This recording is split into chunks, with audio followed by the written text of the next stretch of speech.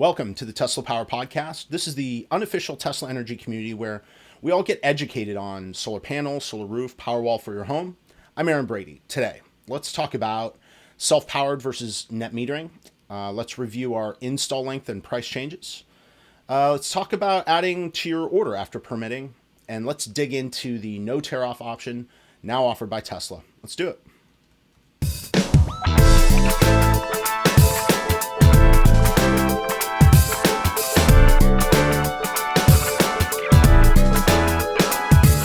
So we've got another set of excellent questions and input from the community. So if you've got a question of your own, maybe you've got info for another community member, you can comment below, or you can contact Tesla Power Podcast at gmail.com or call 203-816-5150. So let's get to our first comment. Brent Smith, who's in the Eversource service area. Let's pull up his comment. Brent Smith was thinking about getting into, or was commenting on one of the older videos. He's in the Eversource service area here in the Northeast. He was commenting on episode 14 specifically, Why I'm a Powerwall Dummy, where we discussed storing your energy versus sending it back to the grid. Brent writes, quote, I think it really comes down to the size of your system and how much electricity you use each day. At least for me, my system, along with my 2 Powerwalls, can supply my house for roughly 20 to 21 hours out of a 24-hour day, assuming that my Powerwalls can be fully charged during the day. I've chosen to go self-powered mode with 20% reserve because the various supply and transmission fees to draw power from the grid add up to about 34 cents per kilowatt hour with Eversource, but they're only going to pay me 7 cents per kilowatt for power I send back to the grid. So I agree that there are efficiency losses with the conversions to and from AC and DC. Ideally, I would more than likely push more power out than I draw from the grid. Maybe I will see 1 month coming up and what it would look like if I went to backup only mode, vice self-service mode. Strictly from a dollars and cents perspective, at least for Eversource customers, it would cost more to draw from the grid. Brent, thank you very much for your comment. So I was checking the Eversource service territory, and I am pretty sure you've got net metering. I've got the map for Eversource pulled up here. You can see that Eversource covers Connecticut, Massachusetts, and New Hampshire. So if I pull up, there's an article from Solar Power World. They've got a map showing all the states that mandated net metering. And if we take it full screen, you can see that all 3 states fall into that category. They're all in this northern corridor here. So we've got New Hampshire, Massachusetts, Connecticut. I don't believe Rhode Island is in the Eversource service area. But just to review, net metering allows you to run your meter backward. So you end up only paying for the electricity you import from the utility. And effectively, electricity you send back to the grid is credited at full retail price. Now, being, full self-powered, still admirable. And the less you pull from the grid, obviously, the less you need to send back to the grid to end up netting to zero. Of course, in order to be self-powered, especially with your battery efficiency loss, you'll need to make sure you generate 10% more electricity than you need to consume. Of course, that 10% efficiency loss comes when you're converting from the DC power from your panels into AC to use in your house, and then anything, in my current system, I have to come from the panels, convert to AC, and then back to DC to even get it in the batteries in the first place. It's possible you've got the Powerwall Plus so you don't suffer from that efficiency loss. So your efficiency loss might actually be half that, only 5%. But if you want to maximize the value of the system, you'll want to preserve the battery so that it lasts as long as possible. And you would use the net metering to save you money instead. Now, if you're concerned with maximizing the value of the system, or conversely, if you're not interested in maximizing, the value of the system, and you really just want to be self-powered for environmental reasons, you might still think about where the electricity is generated for your grid. It could be that it's generated already by solar, wind, and hydro, in which case you're not really gaining that much environmentally by being self-powered. You might use your battery for only grid down backup, or at least mostly grid down backup. And that'll significantly lengthen the useful life of that piece of your solar system. And you might then be free to spend those resources on something else to reduce your environmental impact or affect positive change through charitable giving or buying higher price but environmentally conscious products. So lots to think about, Brent. But the first thing I would look into is to confirm that you have net metering. All right, next question. This is from Chris. Chris is in Connecticut. He writes, quote, I'm shocked that it's taking this long for your install for your home. How large is your square footage? I too live in Connecticut and also placed my solar roof order in August of 2020. I didn't get Tesla over until mid-March to inspect my home, and my install is set for the first week of October. My home is 1,500 square feet. The roof is rectangular and quite simple. They're guessing the entire install will take a week in total. I have no idea how long inspection or PTO will take after that. It sounds like it could be a while from what you experienced. Out of curiosity, what changed your price? I'm also surprised they didn't update it on your end until install had passed. So I'd love to get some insight for what I'm about to experience myself. So thank you very much for your questions, Chris, and congratulations on your solar roof order. And let me know if I can come by during install to check things out since you're so close. But, let's get some answers to some of your questions. So our roof size is 2,200 square feet. The roof tear off and the underlayment install took about a week. The electrical install, the solar roof part of it took another week. And then, of course, the electrical install took a few days. And that included the power walls and some of the power electronics like the inverters. So the work was really only about 3 weeks. Well, 3.5 weeks, total in.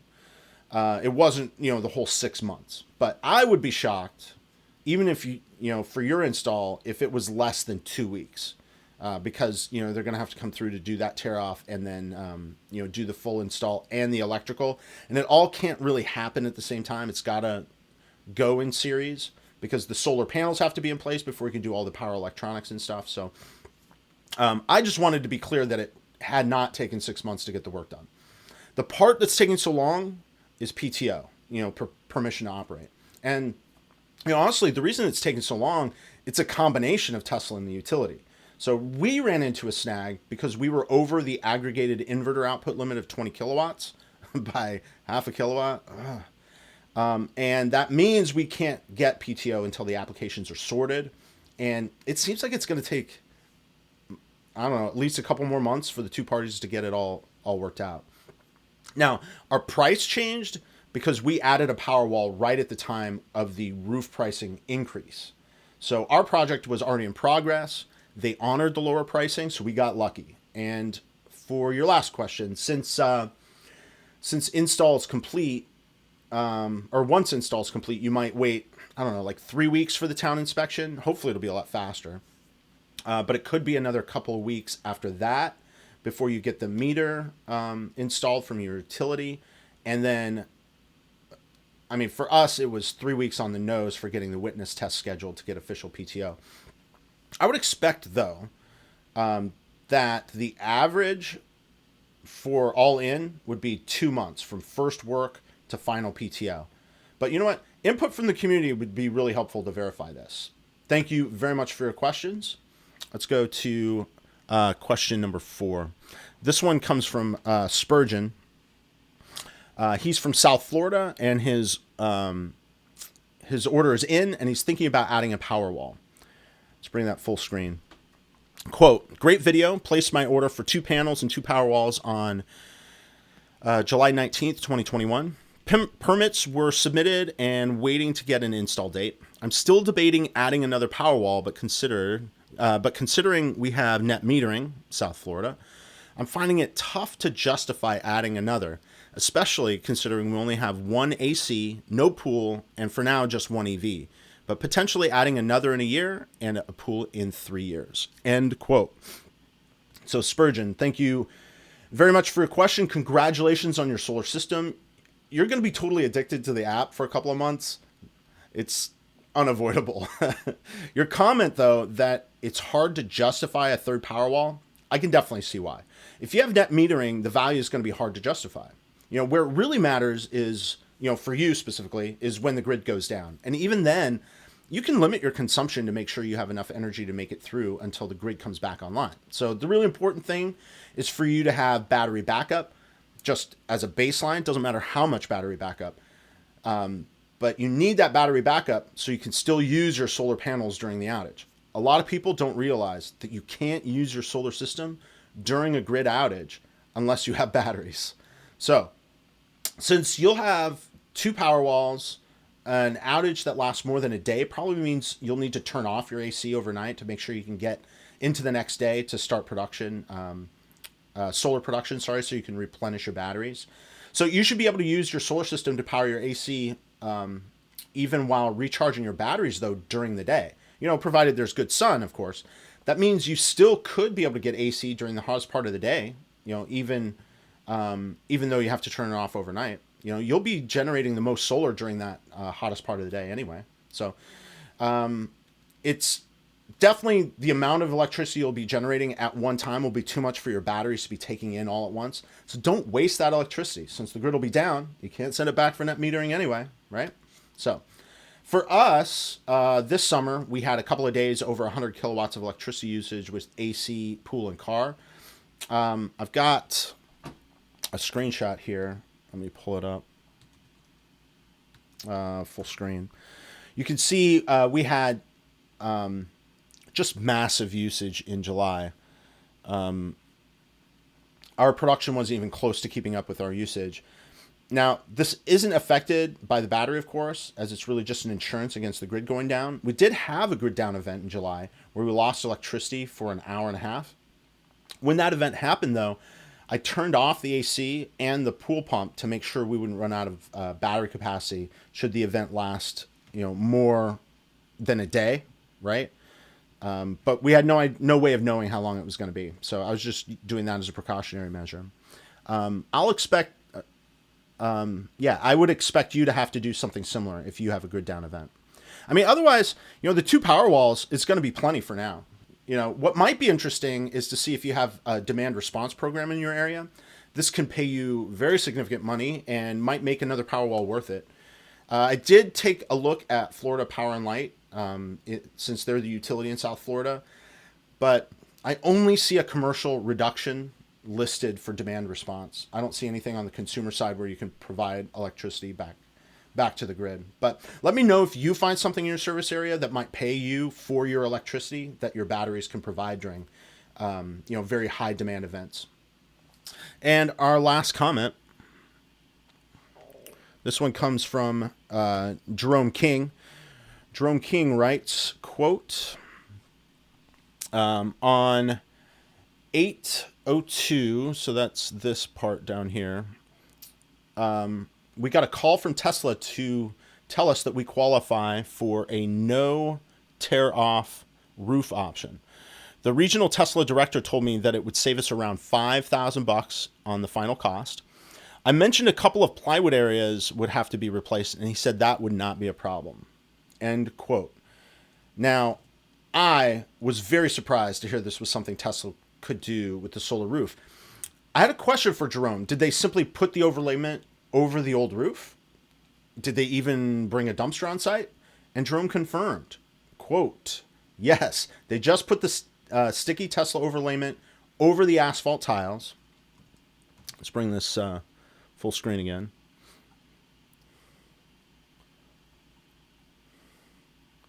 They just put the sticky overlayment over the asphalt tiles. Apparently, if your decking is good, you don't have, and if you don't have multiple layers of old shingle on your roof, and your roof is pretty flat, they can do this. Apparently in the roofing business, this is done a lot.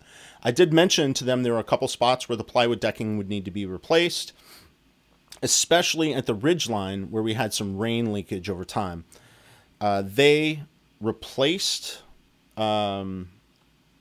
those small areas and then filled in with layers of underlayment to make the roof flush with the rest of the roof. That patch flush with the rest of the roof. They had scheduled to come on August 16th to start the tear-off, and they canceled that week since we went with the no tear-off option. No dumpster delivered. Tesla provides a $2 per square foot credit if you go with the no tear off option, with a cap at $2,500. End quote. So he starts off with a promise from the Tesla guy that was going to be $5K. It does sound like there's a cap at $2,500, so just keep that in mind. But this is super interesting. You know, it's the first I've heard of Tesla offering this option to customers. I wouldn't say that the savings is substantial, but hey, money is money, and I expect that you are very happy to save any money you can, right? So I feel a little ambivalent about this, though. You know, on one hand, I love this option because it won't cause a big mess. You know, tearing off an asphalt roof is really messy. And, you know, it's more environmentally friendly. You know, if we can leave the old asphalt roof on the old asphalt shingle, on the roof, you don't have to put all that asphalt shingling in a landfill, right? On the other hand, I can't imagine that the waterproofing is going to work very well if you're going to be adhering the underlayment directly to the asphalt shingles, as opposed to being adhered to like a flat plywood decking. You know, there's just going to be a lot of porous area underneath the underlayment. I would expect also that it wouldn't adhere permanently. Like over time, as it heats and cools, I would expect it to be pulling off of the shingling. And I mean, that does give it an opportunity to get some water vapor in there. It's probably not going to be, you know, like pooling water or anything like that. But just the moisture on its own, if it gets under there and gets trapped, could, you know, cause some problems over time. But I would love to hear from a roofer or someone in construction who actually knows what they're talking about. You know, we could get an idea of how well the underlayment can seal if you're laying it right over the old asphalt shingles. And Jerome, do you have any photos of the underlayment part you can share? I'm really curious, you know, how does the final product look? Is the roof really thick looking and higher profile? You know, does it look odd at all?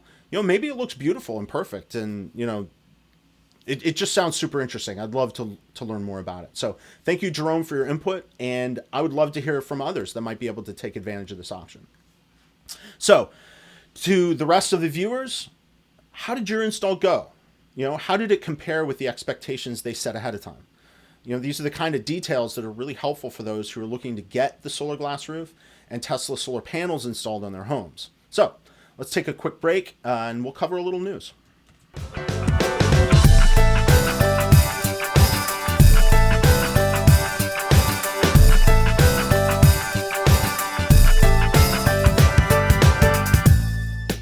So we have one big story to cover, and that's the end to Tesla's solar subscription program. Electrek reports, quote, Tesla has discontinued its solar subscription service that it started offering in the US 2 years ago as the cheapest possible way to go solar. In 2019, Tesla launched a new solar subscription under which homeowners can get a solar panel system installed at their home for no cost and no contract. They only pay a monthly fee to access the solar power generated by the system to reduce their utility bill. It was one of the most straightforward and cheapest ways to get home solar. Now Electrek has learned that Tesla has discontinued the subscription service from its solar options on its online solar configurators, end quote. Now, I have two questions. Number one, has anyone watching this video subscribed to this service? My guess is no. If you have, leave a comment below. It'd be good to be educated. Number two, is anyone surprised that this didn't work out? I mean, I, for one, am not shocked at all. Tesla is an aspirational brand, and it should be offering premium products, not cut-rate products to scoop up the bottom of the market. A huge problem with the way this is structured is that Tesla has to front all the costs with no guarantee that they'll ever recoup the investment. I mean, of course, they'd have to stop doing that at some point. It's even worse than the business model that got SolarCity in trouble. You know, at least the power purchase agreements included a contract with a termination fee, but it still ended in a train wreck when the market saturated and the rate of growth that could fund more installations stalled out. It's true, Tesla Automotive and Tesla battery storage divisions are growing at a tremendous rate, but its solar business just isn't. Even if it were, it has already proven to be a terrible idea from a business standpoint. And to me, it's no surprise that it had to end. And that's the news. So let's take another quick break. We'll wrap up with some stats and some insights from our solar glass roof installation.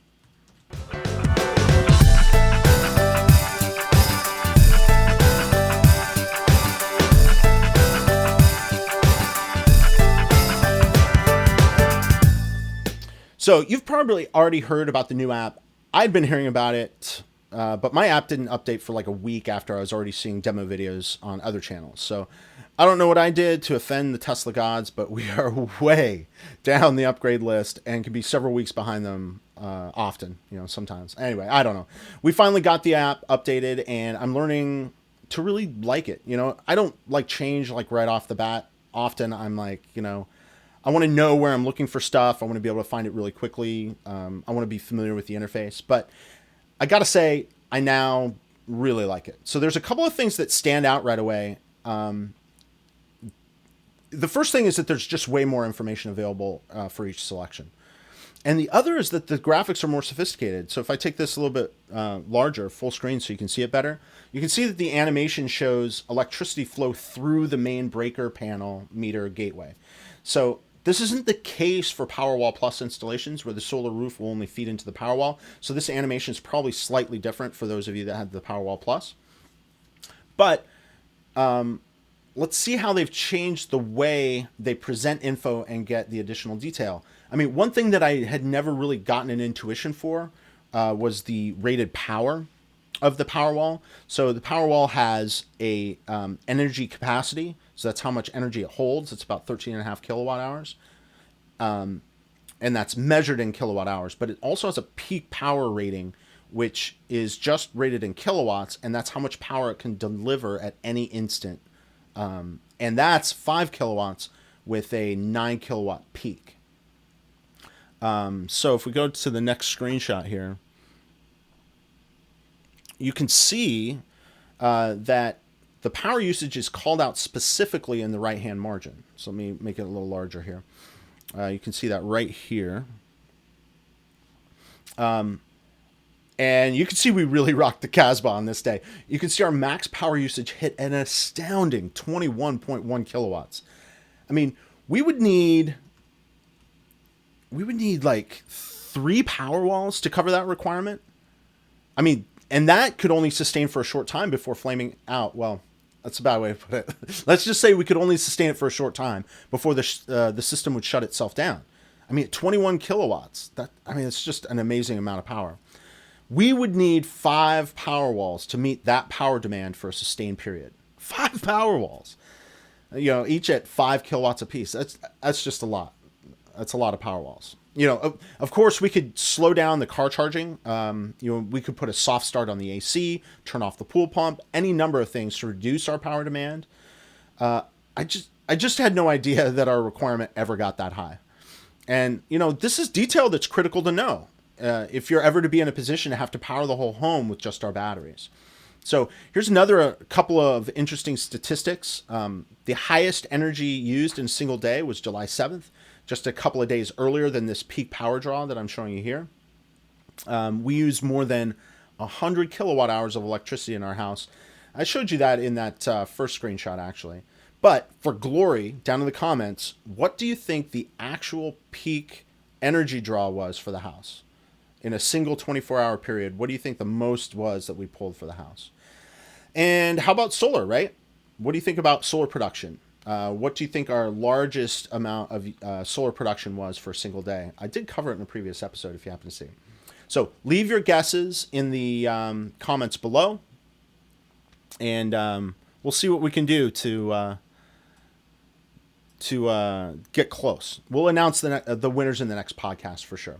So some things that are not awesome, I really can't see the exact charge, the battery state of charge. Not easily anyway. I took this screenshot and it appears that the battery is at 0. Let me show you. Right down here. Let me take it full screen so it's easier to see. So it looks like my battery is at 0%, but I should have a 20% reserve. The other thing that I miss is that you aren't able to see the overlay of all the statistics at the same time to see how the different systems are interacting at a high level. I mean, this is less important, and the additional detail definitely makes up for it. Still, I miss it, And there's another big change in the app that's a bit of a curiosity to me. There's a button that will allow you to go off-grid. Now, I think of this a bit like the Tesla toy box in the cars. It's really just a parlor trick. It isn't that useful. I mean, I'm struggling to think of any reason I would want to suddenly just go off grid. It's cool, but before it'll allow you to engage warp drive, though, you need to pair the app with your Powerwall, and I've saved that for you guys. All right, so I've got my mirroring software up, and yeah, that's my Tesla app. So I'm going to connect to the home. You can see the animation running, and I am going to go into...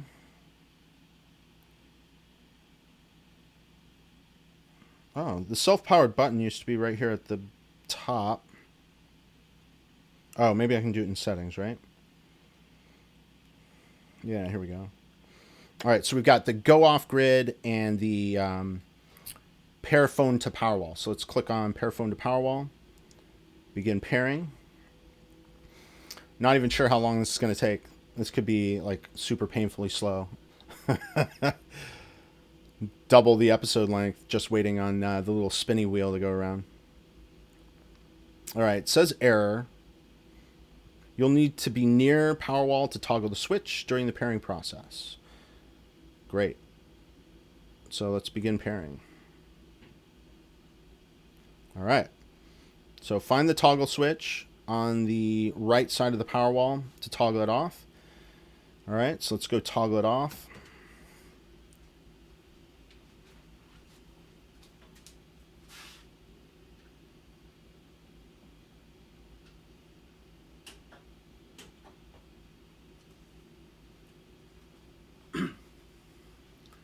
All right, I've toggled each of the two Powerwalls off, and then I will turn them back on to securely pair them to my phone.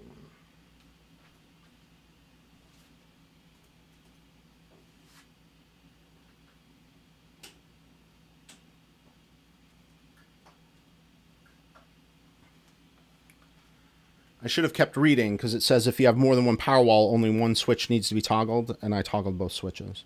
If you have a wireless Powerwall Plus system, locate the toggle on the thing. But you can see right away, well, it looks like it might have stopped. Oh, I moved it away from the app. I thought I was showing you guys the app. I was showing you the screenshot instead. But you can see here, all I did was toggle it off and toggle it back on, and pairing was successful. So Powerwall is securely paired to your phone. Awesome. Let's finish it. And now I should be able to just go off grid with a single click. Go off grid, 2 clicks.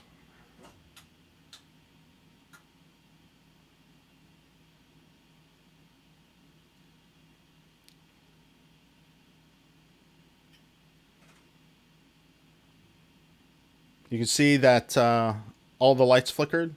It's not what I expected. I thought it would be seamless. But I did lose one of my lights, so I'm going to turn that on.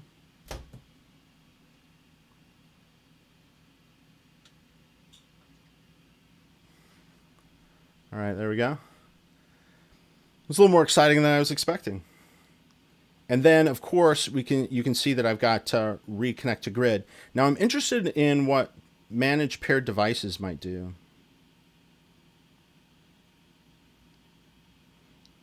It just shows events listed. Boring. All right, so now that we've done the experiment to come off the grid, let's go back on the grid.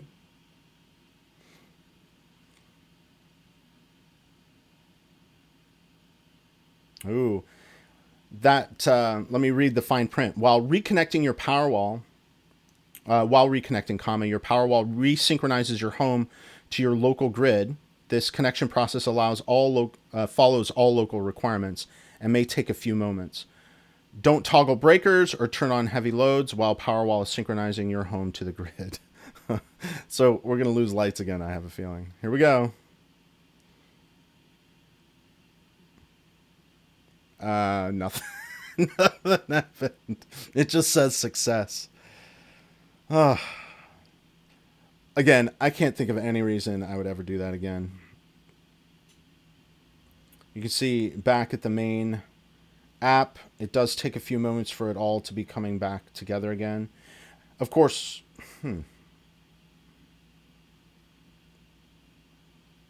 was interesting that we sent electricity back to the grid for a short time. I'm not sure why we would do that. We're only generating half a kilowatt of electricity, and the home requires more than that at the moment. So, interesting exercise. I wouldn't say that was super illuminating or super helpful, but definitely interesting to do. But now I can flex my big batteries at the push of a button. Yay me. Woo! And that does it for episode 22 of the Tesla Power Podcast. Put your guesses for max energy usage in the comments below for what we've had in a single day. Put your guesses for max solar production in a single day down in the comments. We also need to know what your timelines were from start of work to PTO. Also, put them in the comments. Or email teslapowerpodcast@gmail.com. Or you can even call 203-816-5150. I'm your Tesla residential energy community organizer, Aaron Brady, and let's do this again in the next video.